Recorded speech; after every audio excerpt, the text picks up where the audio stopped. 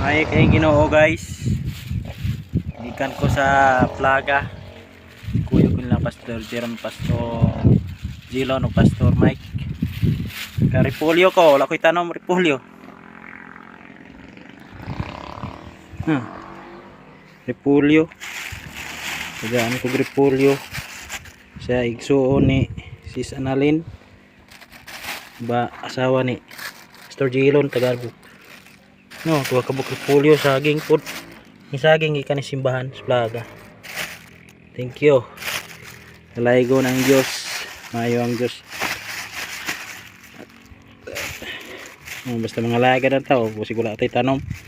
Baka matis wala tao. May saging. Kalungag tayo saging. God bless. Sa naghatag. Mga kadawat mo. Kadawat at panalangin. Hallelujah. Thank you Lord Jesus.